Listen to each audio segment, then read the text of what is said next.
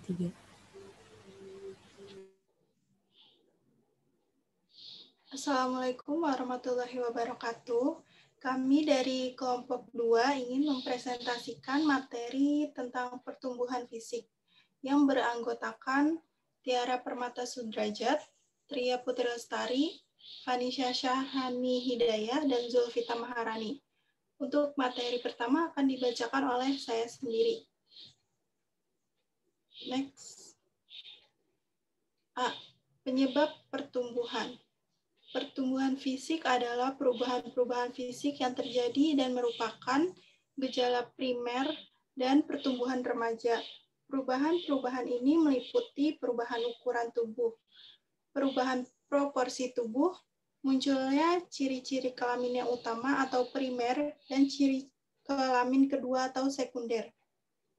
Menurut Mus yang dikutip oleh Sarlito Wirawan, Sarlito 199151, urutan perubahan-perubahan fisik adalah sebagai berikut. Pada anak perempuan, pertumbuhan tulang-tulang, badan menjadi tinggi dan anggota-anggota badan menjadi panjang, pertumbuhan payudara, tumbuh bulu yang halus berwarna gelap di kemaluan, mencapai pertumbuhan ketinggian badan yang maksimum setiap tahunnya, bulu kemaluan menjadi keriting, menstruasi atau haid, dan tumbuh bulu-bulu ketiak. Next. Pada anak laki-laki, yang pertama pertumbuhan tulang-tulang, kedua testis atau buah pelir membesar, yang ketiga tumbuh bulu kemaluan yang halus, lurus, dan berwarna gelap, yang keempat awal perubahan suara, yang kelima ejakulasi atau keluarnya air mani, yang keenam bulu kemaluan menjadi keriting, ketujuh pertumbuhan tinggi badan mencapai tingkat maksimum setiap tahunnya, yang kedelapan tumbuh rambut-rambut halus di wajah atau kumis dan jenggot, yang kesembilan tumbuh bulu ketiak, ke-10 akhir perubahan suara, 11 rambut-rambut di wajah bertambah tebal, dan yang ke-12 tumbuh bulu di dada.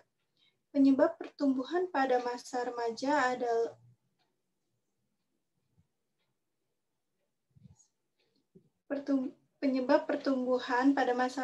adalah karena kelenjar pituitari mengeluarkan dua macam hormon yang diduga erat hubungannya dengan perubahan pada masa remaja, yaitu hormon pertumbuhan yang menyebabkan terjadinya perubahan ukuran tubuh dan hormon gonadotropik atau sering disebut hormon yang merangsang gonad atau kelamin agar aktif bekerja.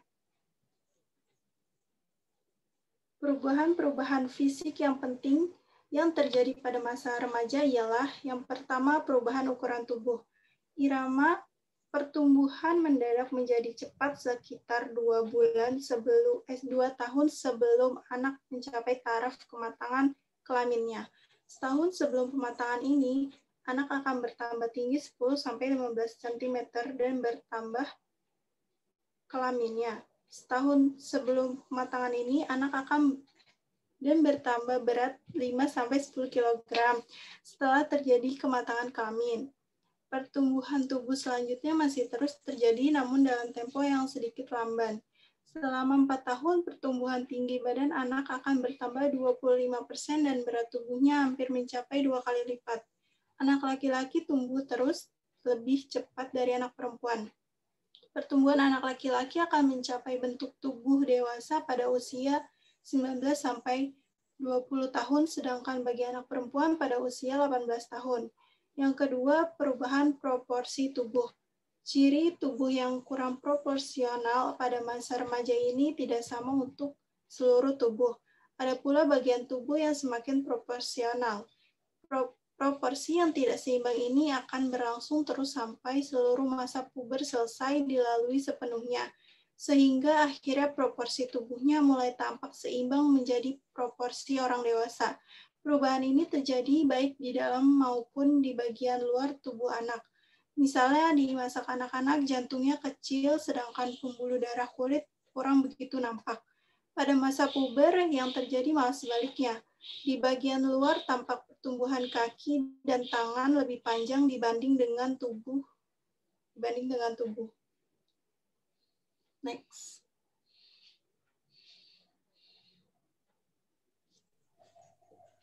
Yang ketiga ada ciri kelamin yang utama.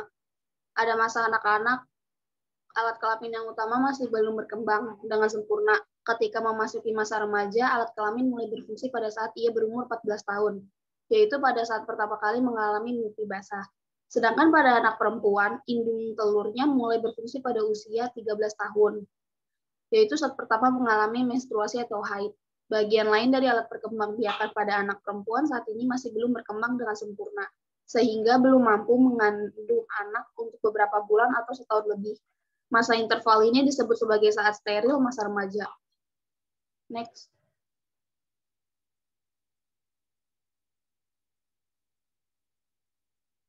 Yang keempat ada ciri kelamin kedua, membesarnya buah dada dan mencuatnya puting susu, pinggul melebar lebih besar dan lebih lebar bahu, tumbuh rambut di sekitar alat kelamin, tumbuh rambut di ketiak, dan suara bertambah nyaring. Sedangkan ciri kelamin kedua pada anak laki-laki adalah tumbuh kumis dan jenggot, otot-otot mulai tampak, bahu melebar lebih lebar dari pinggul, lebih lebar dari pinggul, nada suara membesar, tumbuh jakun dan tumbuh bulu ketiak, bulu dada, dan bulu sekitar alat-alat kelamin, serta perubahan jaringan kulit menjadi lebih kasar dan pori-pori membesar. Ciri-ciri kelamin kedua inilah yang membedakan bentuk fisik antara laki-laki dan perempuan. Ciri ini pula yang seringkali merupakan daya tarik antar jenis kelamin. Pertumbuhan tersebut berjalan seiring dengan perkembangan ciri kelamin yang utama dan kedua, dan akan mencapai taraf kematangan pada tahun pertama atau tahun kedua masa remaja.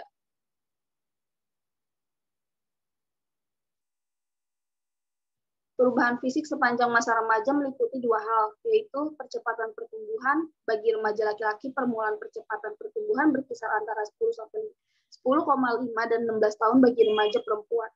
Percepatan pertumbuhan dimulai antara 7,5 dan 11,5 tahun dengan umur rata-rata 10,5 tahun.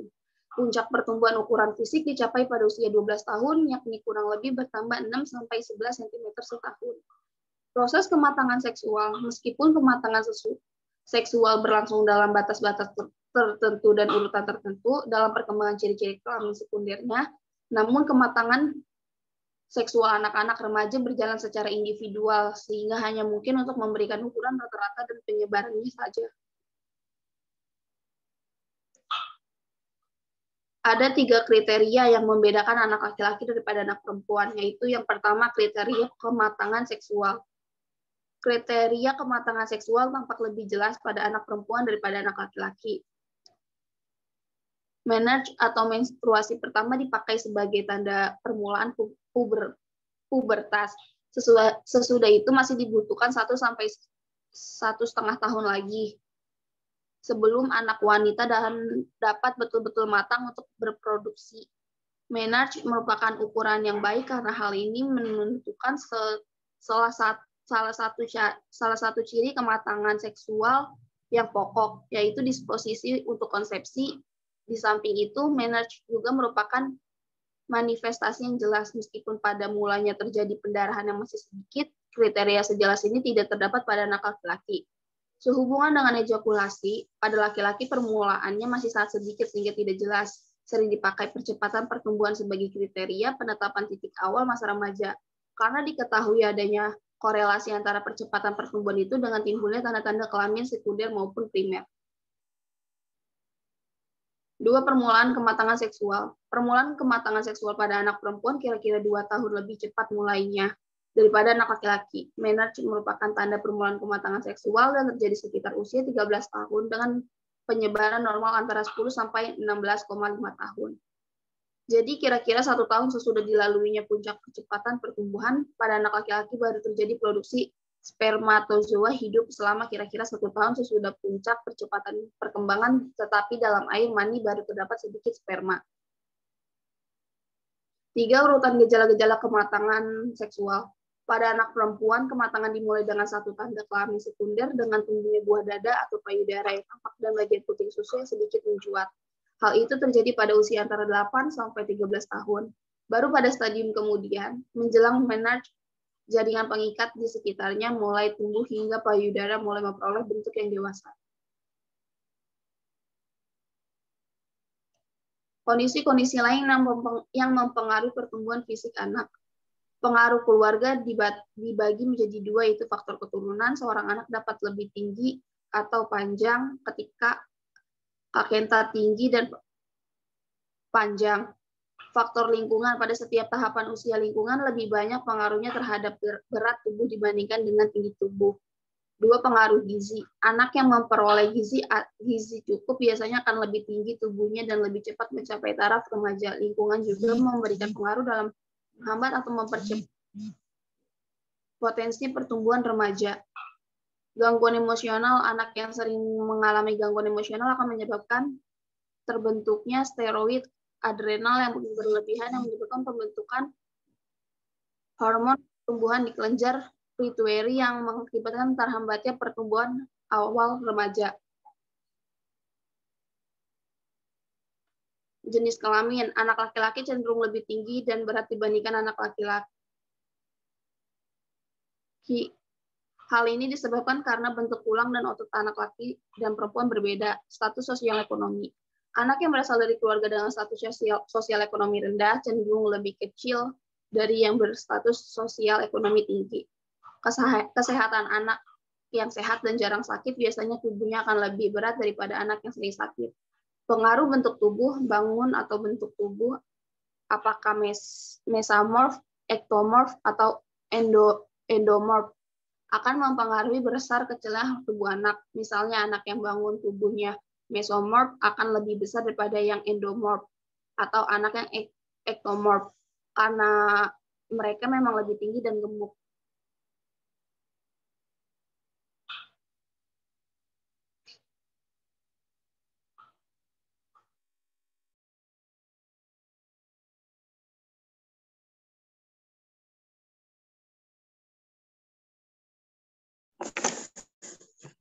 Dalam masa remaja, sehingga dapat mengganggu keseimbangan yang sebelumnya terbentuk. Perilaku mereka mendadak menjadi sulit diduga dan seringkali cenderung melawan norma sosial yang berlaku. Oleh karena itu, masa ini seringkali digunakan sebagai masa negatif.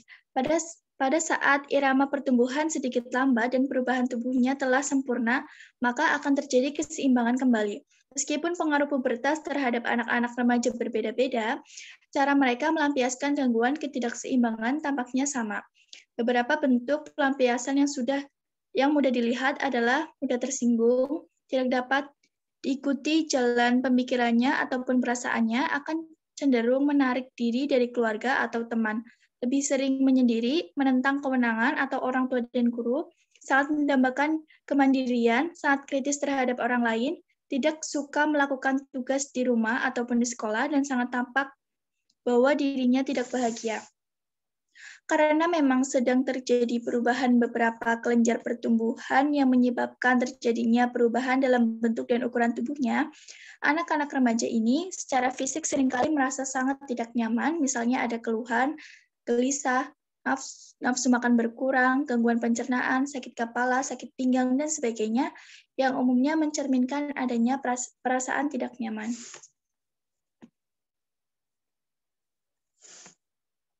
Gangguan ini lebih banyak menghinggapi anak perempuan daripada laki-laki.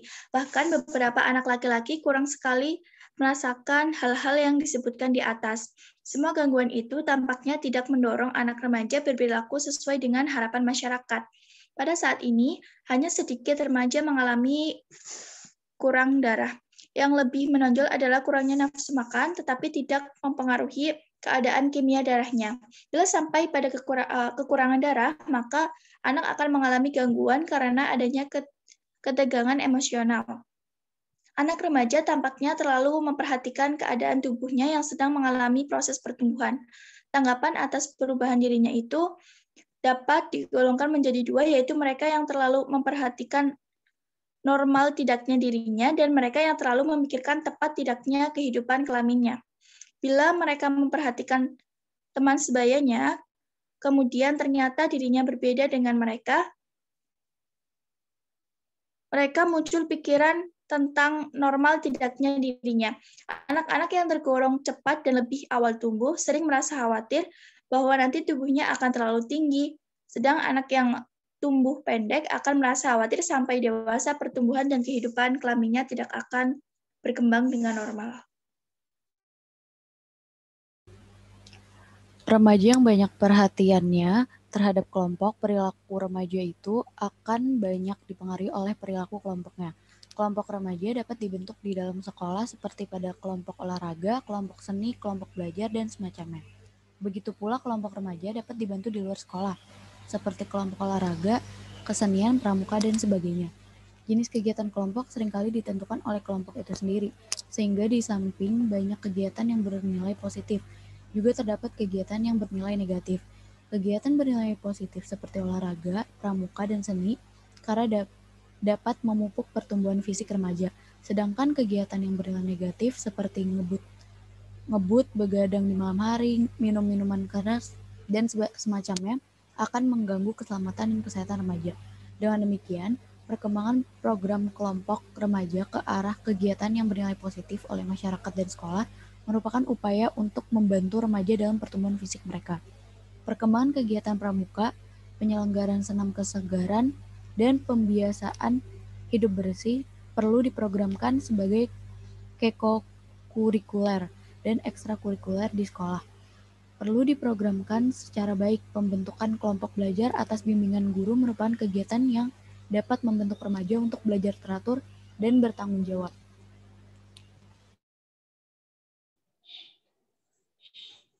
Sekian materi yang kami sampaikan, kurang lebihnya mohon maaf. Wassalamualaikum warahmatullahi wabarakatuh.